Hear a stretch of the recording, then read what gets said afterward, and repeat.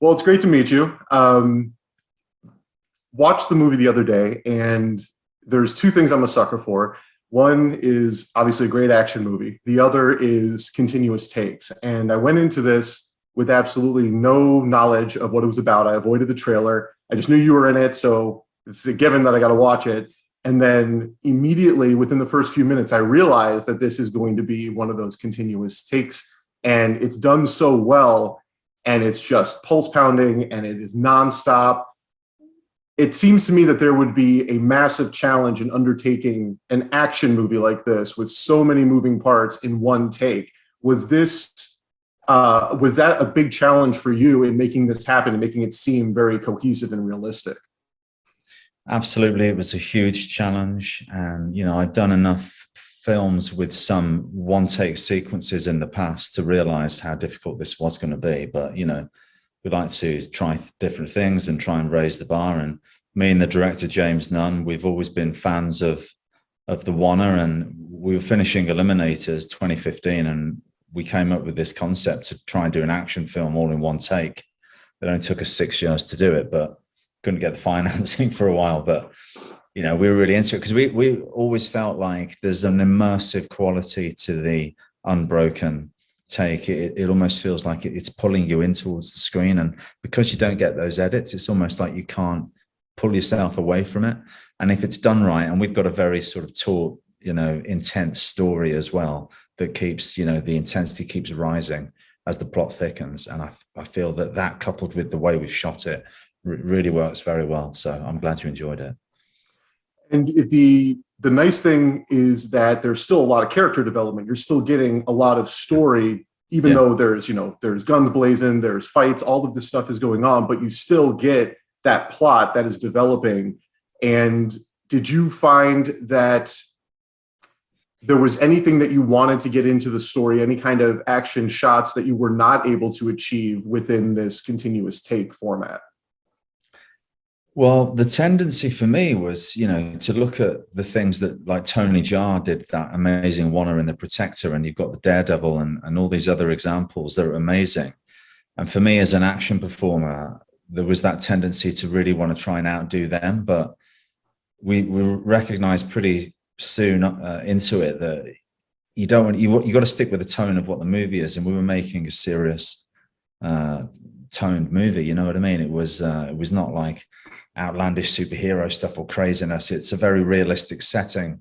So you want to up the ante with the action and make it as impressive as possible for the audience, but still you don't want to take it into like it's from a different film. So it was finding the right balance. So I was tempted to do some nuts martial arts moves and everything, but it wouldn't have been right for the character. I think we made the right decision there for sure. And I think that those final two fight sequences, they're that close combat. There's a lot of those. It's one-on-one versus the rest of the movie. There's a lot more of those big firefight type of sequences. For those two closing fights, I couldn't find where there were edits. I couldn't find where there was any room for there to be room for error, let's say. How many times did you have to go through those in order to get them the way we see them in the film? I think in the fist fight stuff, yeah, it is as it is. It's all done in one take. I was absolutely shattered by the end of it because we did it chronologically for the most part. So by the time you get to the final action sequence, that's the last day of shooting, and I was completely done. It was extremely difficult. You don't see the takes that didn't work. You don't see the takes that we did from beginning to end that almost worked. You don't see the takes that did work, but we're still trying to get one even better.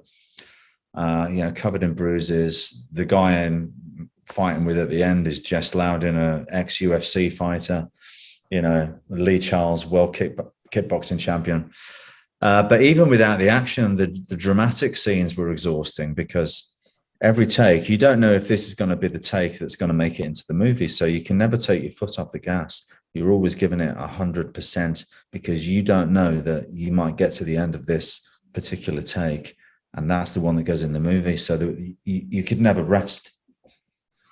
And it's I could see the exhaustion by the end. So that was coming through from your experience into the character that, I mean, he's just beaten and broken down by the end of this, having gone through so much. So that definitely did come through on screen as I was watching the film.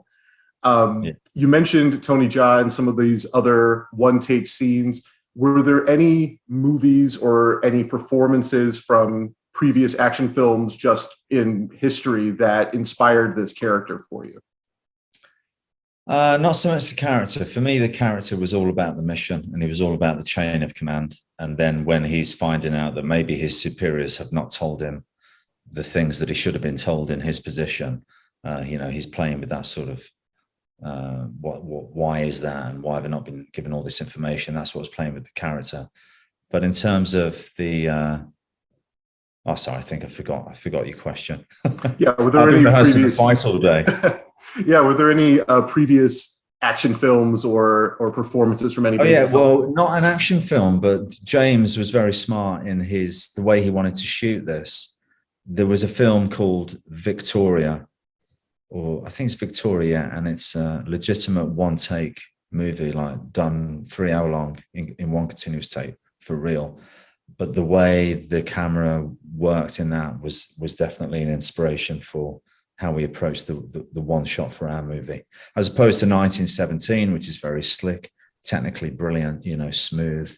Ours is a bit more immediate and visceral. And you said it was a long journey to get this film onto the screen. There's this character and his place within this story.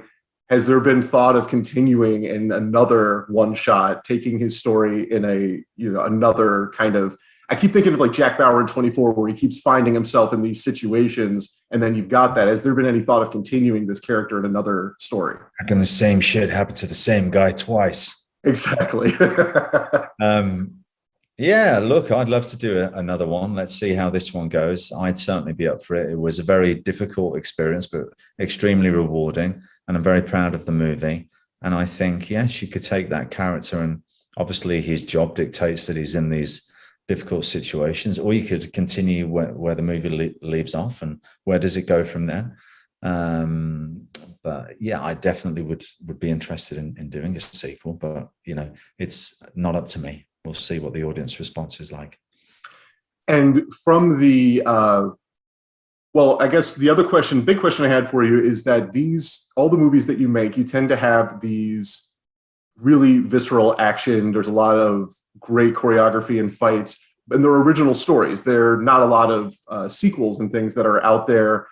Are there franchises or other things that you would be interested in playing in, like any kind of fictional film worlds that you'd love to join? I mean, I know you've got one coming up. What's that coming up? Isn't John Wick coming up for you?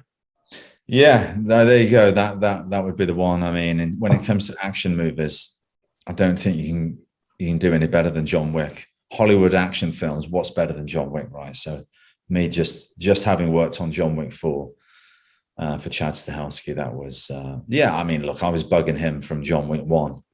Come on, write me apart. It only took 4 films, but finally got there. But yes, that would answer that question. But at the moment, I'm here prepping Accident Man 2, which is a movie that I wrote and produced. And so, I'm doing a sequel to that, which is great. So, yeah. But yeah, John Wick, man, that's the best action film there is. And apart from Watch Out. There you go. Yeah.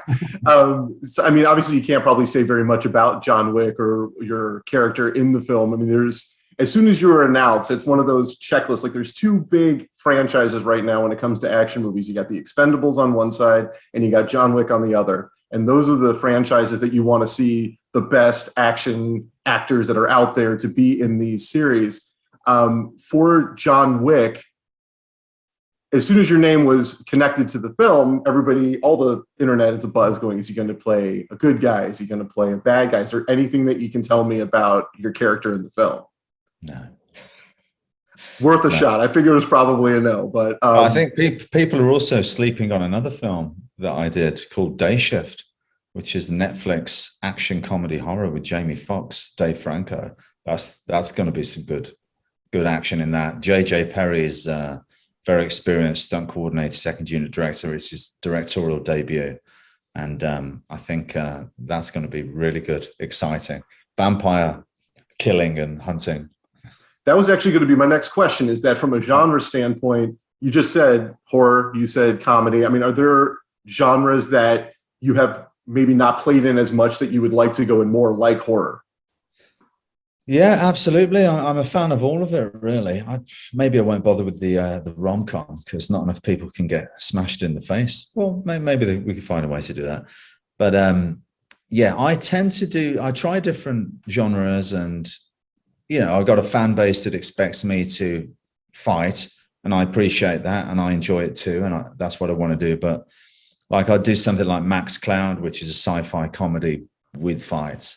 Accident Man is kind of a zany, almost Matthew Vaughan type of thing with fights. The Boyka, the straight up martial arts film, and Debt Collector was a bit like a buddy cop movie, but debt collecting and fighting.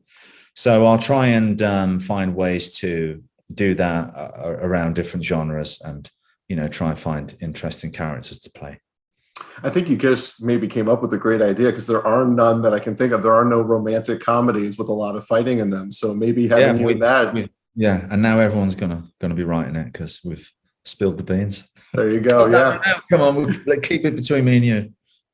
That would so in these movies, in any genre, what is more challenging? Is it the straight gunfight type of action, or is it the physical martial arts action? Physical martial arts action, firing a gun.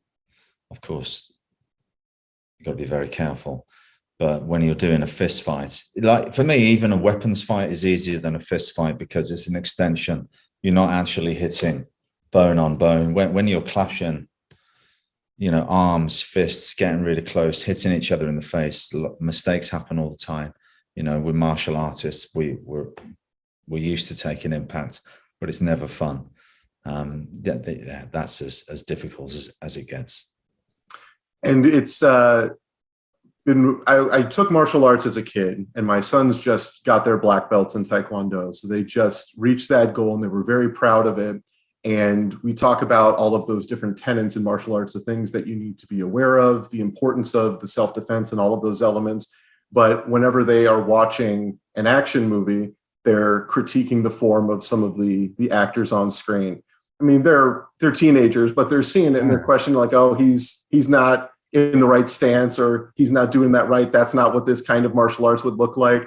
Do you find yourself doing the same thing when you're watching movies, that you're questioning the moves that you're seeing on screen?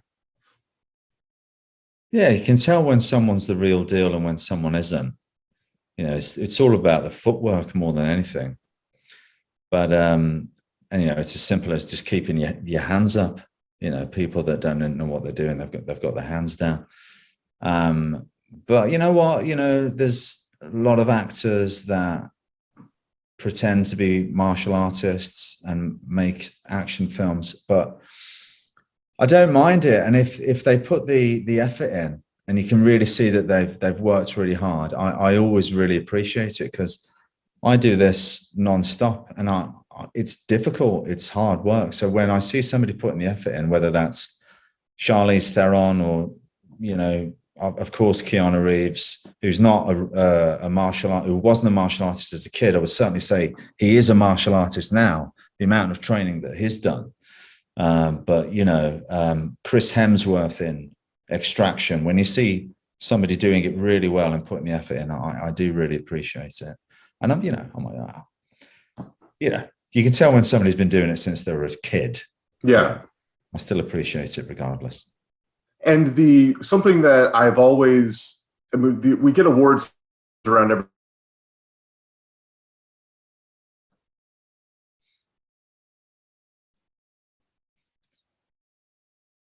Are you there, Emma? Yeah, it looks like he froze. Do you think that's something that's stunt work is not nearly recognized enough? I've got you now, Alex. You just ducked out for a little bit about stunt work. Yeah, it needs to be recognized at the Academy Awards for sure. Why not? It's a dangerous job. It deserves recognition. We want it to be as safe as possible, of course. And I suppose there's an argument that if you're giving out awards, people are going to do as much as they can in the stunt world anyway. And, you're selling a Bond movie. What's in the trailer? It's all the action moments. That's Right. what people are going to watch. It needs to be honored by the Academy, yeah, surely. Awesome. Well, I really appreciate your time. I really enjoyed the movie, and I hope everybody sees it. It's got some truly awesome action work in there, and it was a pleasure meeting you. Thanks a lot, Alex. Enjoyed it, mate. Appreciate it.